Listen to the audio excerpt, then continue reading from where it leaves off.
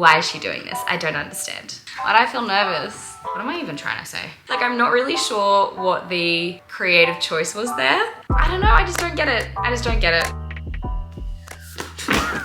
Hello everybody, welcome back to another video. Today we are going to be talking through all of the books that I read in April, and we are also going to be picking out my reads for May. My voice is going a little bit because I have been a little bit sick, but that's okay. We're gonna persevere and push through it. If you can't tell, I'm in my pajamas today, and I give you full permission to also be wearing your pajamas.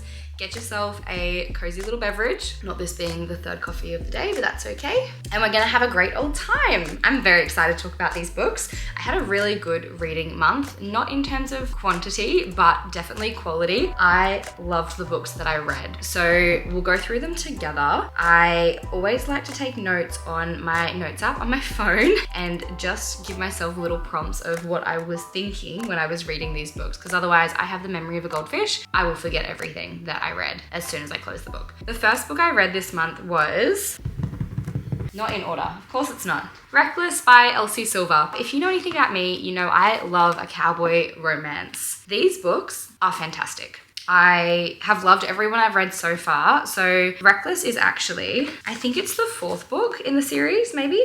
God, I'm terrible with this. I'm pretty sure it's the fourth one. It's the fourth one I've read anyway, so if I've read them out of order, you know why. Flawless, Heartless, Powerless, yeah, it is the fourth one. So this one's actually based off Winter and Theo. Winter is the sister of the main protagonist in the first book, Flawless, and she is like the opposite of Summer. So if you think about the seasons, Summer and Winter, that's basically what these characters are. So Summer is like energetic and fun and fresh and, you know, positive and high on life, whereas Winter is portrayed in the first few books as this cold-hearted person who is like an ice queen, basically, and she doesn't know how to have fun, very prim and proper. Her and Summer don't get along for the first few books. This one is basically where, I'm not going to give too much away because there's like a lot of backstory between, like they're basically standalone novels, but they are part of a companion series, which is the Chestnut Springs series. So you can read each of them by themselves, but if you read them in order, it's better because then you get the full storyline of all of the side characters as well, which leads you to this book. This one is basically Winter meeting this guy, Theo, when she's amidst a very hard time in her life, when she's going through a divorce with her ex-husband, obviously. And Theo is like the opposite of her, very life-affirming, free-spirited, a bit cocky, a bit playful, and she is none of those things. So it's basically them going through this journey because something happens that I guess forces them to be in close proximity with each other, and it's about them kind of navigating their way through that. Now, I'm just gonna come out here and say it, this was not my favorite of the Chestnut Springs books, and I'm pretty sure the first three I've given, you know, between 4 and 5 stars. Like, I've loved all of them, they've been great. This is probably the first one where I was a bit like, ooh, it's a little cringy, and there's a few things in here that I just didn't feel sat right with me. Loved the writing, it's super easy to read, you'll digest this in literally like a day or two. I've always loved that about her books, but there was just something about Theo's character and his personality, I think, that I just didn't really love. Like, I love a, you know, playful guy, but there were just some things that he said that I was a bit like, you probably didn't need to say that. Like, there was one line, and I specifically wrote it down. I said, unsure on Theo's character, said some really red flaggy things, called her a frigid ice queen. Like, I'm not really sure what the creative choice was there. And there were just a few other little remarks that were like smutty, but like to the point where it was a bit like uncomfy. She obviously ate it up in the book. It just wasn't for me. So I actually, this is the lowest I've ever given an Elsie Silver book. I gave it 2 stars. So I can see why people would like this one, but I just didn't. The next book I read, I actually really liked, and you guys will be very proud because it's another one from my April TBR video, and that is The Bell Jar by Sylvia Plath. I have had this on my bookshelf for years at this point. This has been on my bookshelf for close to maybe 3 years now. I've had it for such a long time, you can tell. It's very well loved, even though it hasn't been picked up. I think it's just been like sun damaged. I'm not really sure. But I bought this when I originally wanted to get into literary fictions a little bit more, and I just never got around to reading it, even though it's such a short book. I don't know why I've never picked it up. It came up in my TBR video last month, and I just decided, you know what? We're just gonna do it. It's tiny. Like, there's no reason why I can't read this. And I actually really loved it the second time around. I feel like the first time I started reading and I got about 70 pages through, I really didn't like resonate with the book at all. I was kind of like, what is the point of this? Like, I don't really get it. But then when I read it this time, I feel like I just got it. I was like, okay, I get why people say this is, you know, one of the best literary fiction books of all time. It makes total sense to me now. And I do feel like I just read it at a really good time as well. So basically it follows a woman called Esther, and it's very much like a coming of age story about how rough and messy your early 20s are. And basically it just follows her life as she kind of works out where she's going and what she's doing. It is quite dark and it's quite self-involved, and it definitely touches on topics of like poor mental health, suicide, suicidal ideation, psychosis. Like, there's a lot of hard topics in this book, so it's definitely not an easy read. It portrays mental health in such a real, raw way, and it doesn't make you feel like sorry or pitiful for the person. It just kind of talks about what they're going through, I guess. And I really liked it. It definitely feels very Tortured Poets to me. Like, Sylvia Plath, if you didn't know, is a poet, or was a poet. What am I even trying to say? There are a few trigger warnings for this book, but I definitely think if you are a literary fiction girl, you will like this. So definitely pick it up if you have a chance. Oh, I didn't tell you what I rated it. I rated it 4-star, which is pretty high for a literary fiction for me. So I'm pretty happy about that. And then I finally finished, drumroll please, Empire of Storms and Tower of Dawn tandem read. You can see these are chunky books. Like, I think between the two books, there's about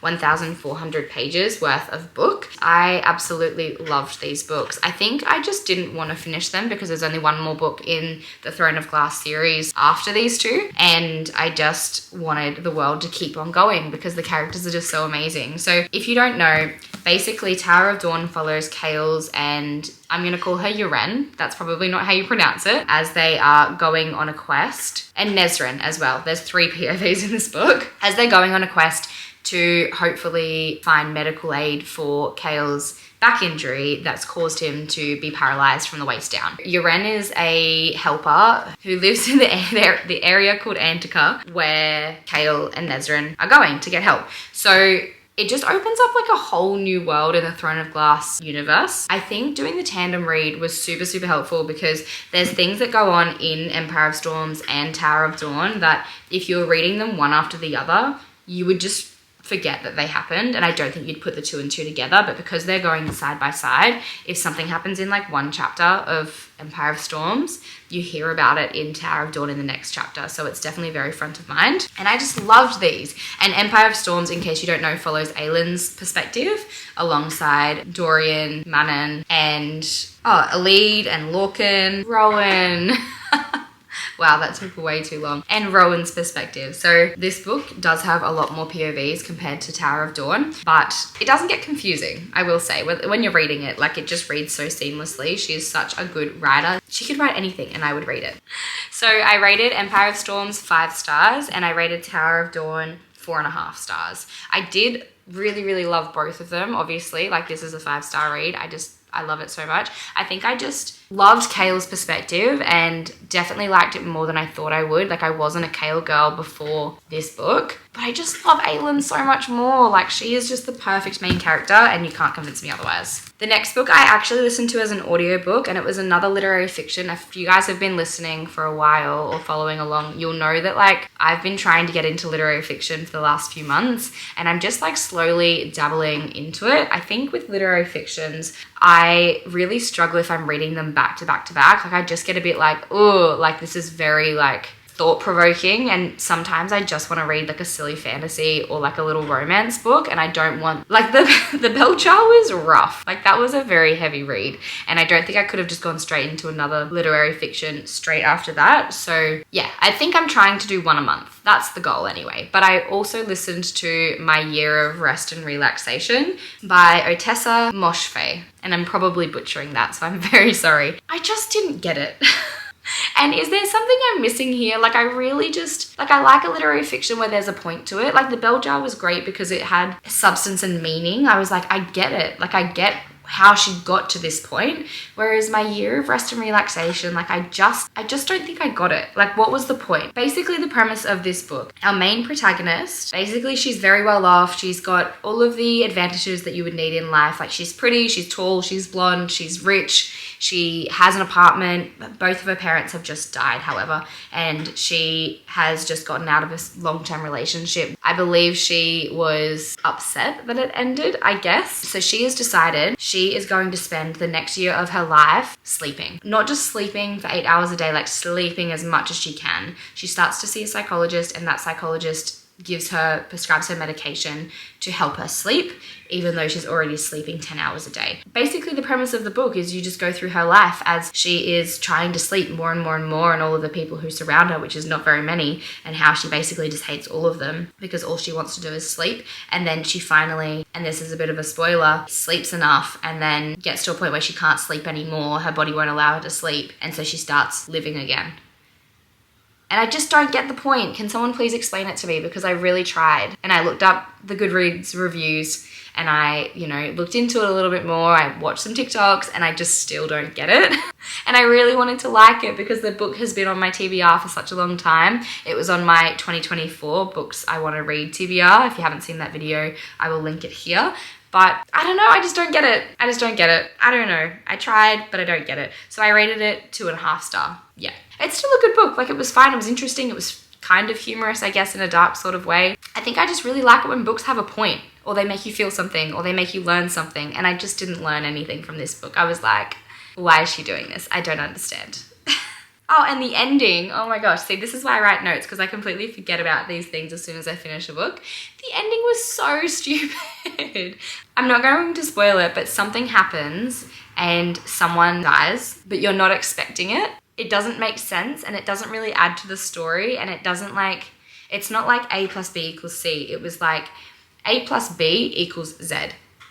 And I was just sitting there like, why is this happening? So if you guys have any literary fiction that you think I might actually like based on my reading preferences, please let me know. The last book that I read this month kind of overlapped into May, but I really wanted to talk about it because I enjoyed it so much. And I actually gave this book 4.5 star. I almost think it could be like a 4.75 because that's how much I really liked it. No, do you know what? I think it's a 5 star. I really do. Because I couldn't wait to keep reading this book. There wasn't really a point in it where I was bored. Like, I just really liked this book, and that is The Serpent and Wings of Night. The Serpent and the Wings of Night. It's a very clunky title. I don't think it needs to be that long, but I ate this book up. This is by Carissa Broadbent, and basically the premise of this book is essentially there's a human girl named Aurea. She has basically been adopted by the Vampire King of one of the clans. Her one wish is to grow strong enough that she can go and find her human biological family and basically like salvage the human population within all of these vampire clans. The humans are basically just treated as prey, whereas the vampires are treated as like the predators or the apex species, because all of the vampires that she's surrounded by constantly just want to eat her. And basically what she wants to do is go into these games which happen every 100 years that can grant the winner one wish. Her wish is to become strong enough that she doesn't feel like prey anymore, and she can help salvage some of the humans that are in the kind of slum areas that she can't help at the moment because she's just not strong enough. That's where she meets Rain, and Rain is also competing within these games. It's a bit of an enemies to lovers because they're both after the same prize. It's just very good. Like, I can't even describe it, and that's one, because I'm really bad at describing things, but two, because I just can't sum it up into words. Like, it's just a really, really good fantasy book. And it doesn't feel too YA, and I think that's something I definitely struggle with, especially books like Powerless and Fourth Wing. I liked them, but I didn't give them 5 stars because they just felt a little too young for me. I felt like the guy interest was always just a little bit boyish, whereas the guy in this one, he seems like a man, and I loved it. I definitely recommend this one. 5 stars, great book. I flew through it, and I can't wait to pick up the next one. I believe that there's a novella after this one, and then there's a second book after that as well. So it's technically a duology with a novella sprinkled in between. Okay, now for the second half of this video, my TBR for May. And if you guys watched last month, I used a TBR jar with some prompts in it to help me pick my books for May, because I really need structure when it comes to reading. Otherwise I just won't read. I'll just read like one book and then it'll take me like a month to read. So this helps to speed things along because I know that I've got a bit of a a list of things that I want to get through. I think this time I'm going to pick 4 prompts because I picked 5 last time and I only ended up reading 2 out of the 5 books. So that's probably a problem within itself, but I think if I pick 4, it's just a little bit more realistic. So this also helps me to pick books off my physical TBR, which is just growing longer and longer every day. I've got so many books on there that I've purchased recently that I'm so excited to read. So I really hope that we get some prompts today that can allow me to read those books. Okay, first prompt. I got this one last time and I really didn't enjoy getting it. It's a book that explores mental health and psychology. We're not picking A Man Called Ove again. That's all I'll say. It just didn't happen last time. I tried to pick it up. I really did 2 or 3 times. And I was just like, I don't want to read this. Like, I really don't. There's so many other books that I want to read. The second prompt, a book set in a different time period. Oh, that's exciting. Third prompt, a book in a rural setting. I don't have many books left in a rural setting, so. And the last prompt, a book that is part of a series. Oh, I have so many. That's so exciting. How good. I am going to take these prompts upstairs. I will be back. I'm going to bring some books back with me and then we're going to go through them together. Okay, I'm back again. Quick intermission. I didn't have anything that explores mental health or psychology, and I'm not picking A Man Called Ove again. So I'm going to draw that one again. A book published the year you were born. Don't even think I've got anything like that either. No, I don't want that one. This defeats the purpose of the jar, but I just want to read books that I actually want to read. Okay, book that explores a social or political issue. I think I have a book for that. So that's what we're going with.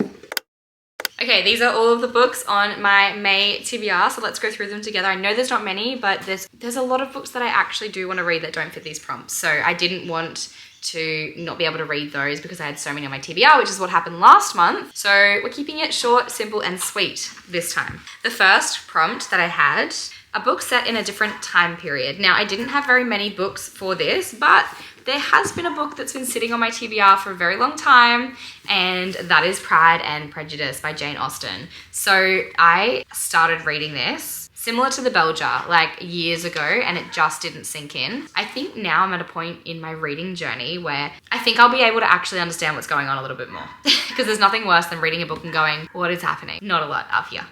Anyway, so this one here, I actually have no idea what it's about. I know there's Mr. Darcy and Elizabeth Bennet. It is a truth universally acknowledged that a single man in possession of a good fortune must be in want of a wife. So I guess he doesn't want a wife. And I believe he's like, it's like the original Grumpy Sunshine. Like he's grumpy, she's sunshine. It just sounds interesting. So I'm gonna read it. I got it for $10. What a bargain, and I've never read it. Not properly anyway. And I've never actually read anything by Jane Austen. And I just feel like if I'm calling myself a book girly, how can I have not read a Jane Austen book? It just doesn't add up. The math doesn't math there. So the second one is something in a rural setting. Obviously, this is not gonna come as a surprise to anybody, but I have to pick up the last Chestnut Springs book, and I'm really hoping I like this more than the last one that I read because that was a bit disappointing, to be honest. And I've been raving and telling everybody that I've met to read this series, so I just don't want it to end on a low. Like, I really want to still enjoy this. I also really want to pick up Wild Love this month. That'll be just another book that I end up reading, and I've heard that one is like her best work yet. So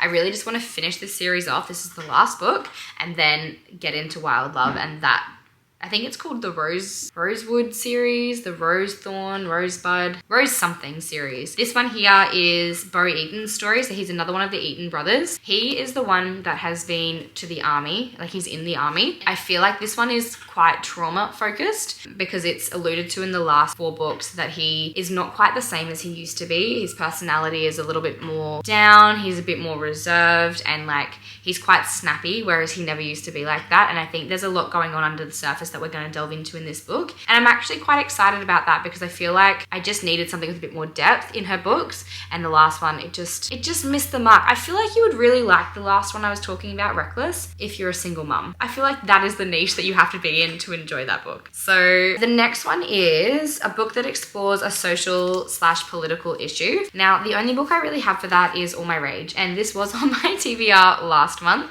And I just didn't get around to it. And I really should have because this was the book of the month for the little book club I have with a few of my friends. But we all have just been so busy. I don't think any of us have actually read the book. And we were meant to look at, you know, reviewing it last month, and that just never happened. I kind of just have to this time. This one is about a family that have sought refuge in the US, and it's about family trauma and generational trauma, and it has like a then and now timeline as well. So it talks about the parents that moved from wherever they were in the Middle East to the US to seek refuge, and they opened up a motel. And then it talks about their kids and how they've grown up in the US as kids of parents who have sought refuge, if that makes sense. I am excited to read it. It's not a book that I would usually go for, and I think that's why I haven't reached for it. And I feel like there's just been so many good books that have come out in the last month. I just haven't wanted to reach for this one, but it's on my list this time and I'm going to read it. That's that. That's the end of the story. And the last prompt is a book that is part of a series. And I had so many books I could pick for this one, but I think I'm just gonna do it. I'm going to read the last Throne of Glass book. I'm so nervous but excited to read this book. This book is the longest out of all of them. It has about 970 pages. Like, this is almost 1,000 pages in a book, and it's the last book in the series, and I just feel like this is going to tear my heart out and make me cry. That's all I have. And I've also read the first book in the Crescent Cities trilogy. I don't know why, but I thought I'd read that while I was in a bit of a slump from this. Now I'm kind of a book ahead in that series. So I've got this to read, and then I've got the 2 Crescent City books to read, House of Sky and Breath and House of Flame and Shadow, I think it's called, or something like that. So yeah, and then I'll be finished with this world, which is so sad. It's gonna be really hard to live up to how good this series was. So if you haven't read it, I definitely recommend reading it. So that's everything that's on my TBR for May. The only other book that I've started reading for May is Funny Story by Emily Henry. Obviously, every man and her dog has started reading this book. I love it so far. I'm not going to give you a full review just yet, but I will say that Miles is probably one of my favorite male characters or book boyfriends. He is just so silly and cute and has like a heart of gold, and I just love him so far. Definitely enjoying this one quite a lot. And the main character is a librarian, which I think is just so cute. I don't know, I don't want to say it too early, but it is feeling like a 5-star read. That is a great way to start off the month of May. But yeah, that's everything that I hope to read in May and everything I have read in April. If you guys enjoy this, please let me know. I really enjoy making book themed content, so I really hope you guys enjoy it as well. And if you have any recommendations, or if you've read any of the books that I'm going to be reading in May, please let me know, because I'd love to hear your thoughts, and I will see you guys for the next video. Bye!